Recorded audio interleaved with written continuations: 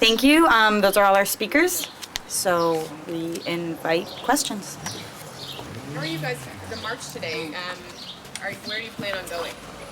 So as I said, these marches are organized autonomously off the network. They're going to start at 2 o'clock at Allen Gardens and is going to then proceed as the route planners want it. We are going to be there in a supportive capacity. The network does not organize actions, it only supports them. Are you guys going to be out though in the coming days? I mean, how are you preparing yourself for what force you're going to be met with? Do you have gas masks? Like, are you prepared for what might be coming your way? I think the work that we've done in our communities for the last year and for the years prior to that has prepared us to build a massive community mobilization of interest and hopes that is going to be taking to the streets.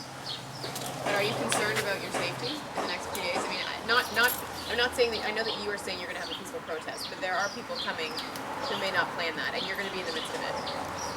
There are people coming who have planned different actions. Again, the Toronto Community Mobilization Network is not organizing any actions, and we're here to support, and everyone who's coming is here to support each other because we are all coming together to say abolish G8 and abolish G20. It's not about the cops, it's not about the tear gas that they might use. It's about the communities coming together and the message that they want to send that the G8 and G20 are illegitimate and unrepresentative. Just for your own safety, though, are you prepared? If I could just say, I think this ongoing concern about safety is extremely irrelevant and is not on the agenda. Whose safety are we talking about? I mean, if you look at the last 10 summits, people have largely been safe. There have been massive mobilizations in this city just this past year, which has seen thousands taken to the street, and people have not had to worry about their safety and concerns. And what's very important to note is that we have determined the level of police interference at each one of these events, and we are very clearly announcing what action will have what level of interference. We encourage people to go to the website.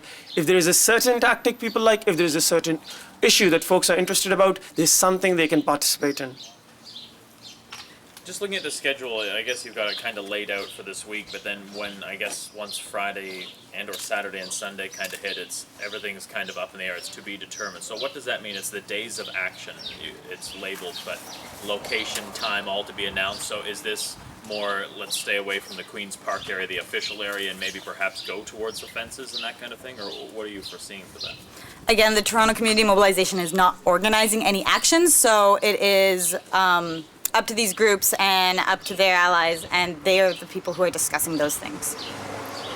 I do know that on Saturday there is a march at the Queen's Park, and there are marches that are not at Queen's Park. There are actions that are happening where people see fit. These are community issues. This is our city. We will fight back against the G20 wherever it attacks us, and that is in most parts of our lives. I'm sorry, I'm confused. You're journalists, but you're not protesters, but you're journalists with an agenda. I don't get it. Somebody needs to help me out here. Right, let me clarify. This is a joint press conference with the Toronto Mobilization Committee and the Alternative Media Centre. It's because we're launching today, the Alternative Media Centre, that we decided to host the press conference here. We will be covering all the events of the Toronto Mobilization Committee and all the different actions that they're supporting and are going on. Those are going to be determined by the protesters. What we're doing as Alt Media is basically getting to the, covering those stories from the front line and basically digging at the issues that are usually going to basically be buried. For example, you guys are talking a lot about what's going on with safety and that kind of thing. What we're going to be focusing on is the issues that are directly impacting people, why they're coming out against the G20, how their lives are affected, what their stories are, and what their relation to the G20 and to their own government is. So those are the kinds of issues that we're going to be playing out, but we are doing this independently with sort of a critical and supportive voice as to the actions as to how each individual journalist feels about them. So does that clear things up for you? So did I get your name? Jesse Rosenfeld. Also, to repeat that all names are in the media kits, and like we said, the Toronto Community Mobilization Network is a network of communities, a network of people. It's not protesters, it's people coming together. They have different skills, they have different interests. They're coming together to say abolish G8 and abolish G20. People can have their own skills. You are really ramping up efforts, though, this week, right, to really get your message across? Yes, I mean, what we've done in the past year has been educations. We have held community dinners, barbecues, forums, parties. So all of that has happened. This year we're going to be taking to the streets. That's our message. We're going to be loud and clear. And we'll be joined by thousands across the country and thousands across the world who every day fight back against the G8, G20. So then, are you not protesters then?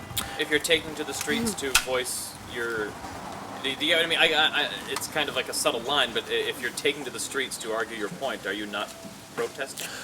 It's not a question of whether we are or are not protesters. I think the image of the protester has been painted as these people that are disconnected from community. We live here, we work here, our children grow up here, we go to school here. These are our communities. We, just like you, I'm sure everyone that's assembled here has some concern, knows some issue that is close to their hearts that the G8, G20 is responsible for, that you're enraged about. That makes you all protesters. Either we're all protesters or we're all people. What lengths are you willing to go to get your message across this weekend? People organizing different tactics have different issues and different concerns for safety as well as efficacy, and they will be determining for themselves. We have very clearly articulated what issues are, what tactics are being used. We again encourage people to look at the website, look at the package that we've given you, and decide what they want to get involved in. There's something for everyone. Then what level would you march support? today then? Who is the? It's called KCAP, SOS, and SAFE. Those are the groups. How many people you figure? Say one? How many people you figure would attend that? No? 2 o'clock, be there. What about Tent City? Where are you setting it up? The 10 city location is not being announced until it's set up. When's that? When on Friday. There's a website for all the journalists here that actually they can go to and look at this stuff. Like these don't really seem like appropriate questions for a press conference. I'm wondering if you're what you're concerned about with regards to the media coverage this weekend and just sort of it over the next week.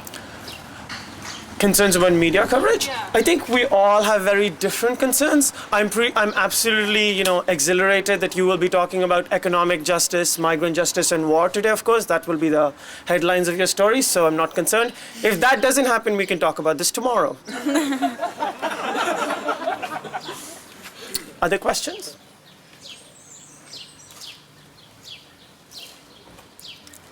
Great, thank you.